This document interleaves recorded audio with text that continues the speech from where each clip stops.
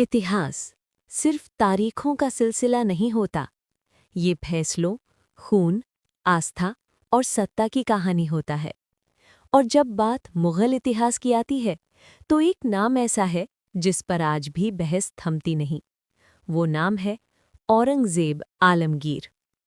कुछ लोग कहते हैं औरंगज़ेब एक कट्टर शासक था, जिसने मंदिर तुड़वाए, अपने पिता को कैद किया और अपने ही भाई का सिर कलम करवाया। वहीं कुछ इतिहासकार कहते हैं वो एक ईमानदार, परिश्रमी और सबसे अनुशासित मुग़ल सम्राट था। आज हम ना पक्ष लेंगे ना विरोध करेंगे। आज हम सुनेंगे इतिहास की आवाज़। 3 नवंबर 1618, गुजरात का दाहोद। मुग़ल महल में जन्म लेता है एक ऐसा बच्चा जो आगे चलकर पूरे हिंदुस्तान की राजनीति को बदल देगा। पूरा नाम अबुल मुज़फ़्फ़र मुहिउद्दीन मोहम्मद औरंगज़ेब। पिता शाहजहां, माता मुमताज़ महल।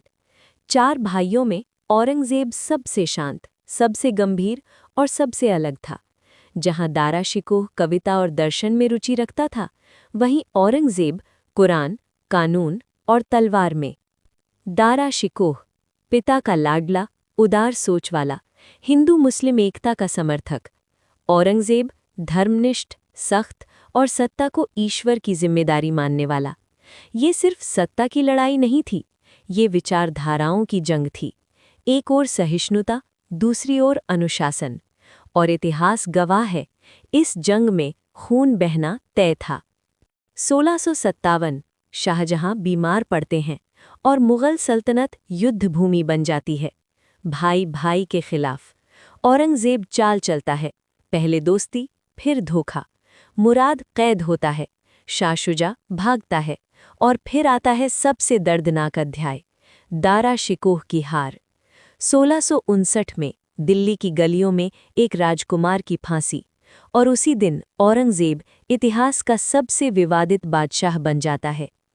शाहजहां, ताजमहल बनाने वाला बादशाह, अब आगरा किले में कैद।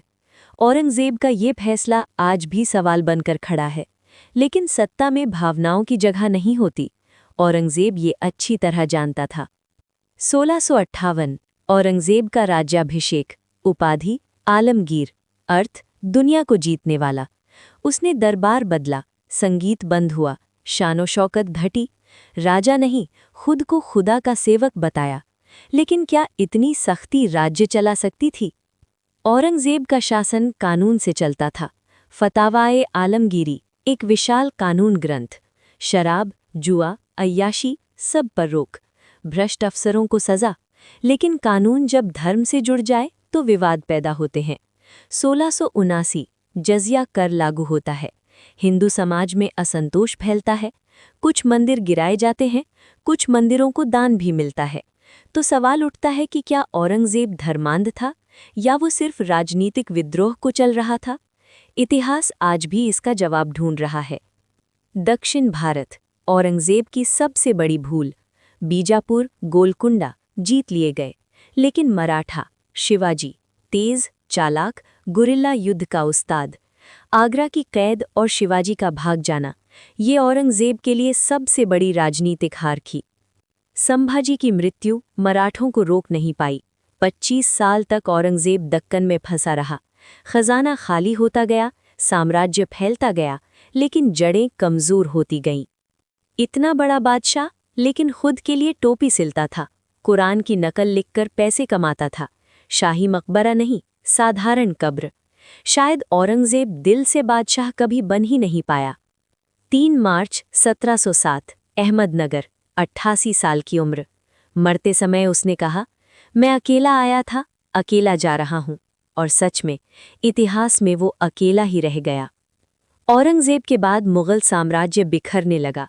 जो साम्राज्य उसने तलवार से फैलाया, वो उसके बाद संभल न सका। लेकिन सवाल आज भी है कि क्या औरंगज़ेब मुग़ल साम्राज्य का रक्षक था या उसका सबसे बड़ा विनाशक? इतिहास फैसला नहीं सुनाता, वो सवाल छोड़ जाता है। और औरंगज़ेब एक ऐसा ही सवाल है जिसका जवाब हर दौर अपने हिसाब से देता है।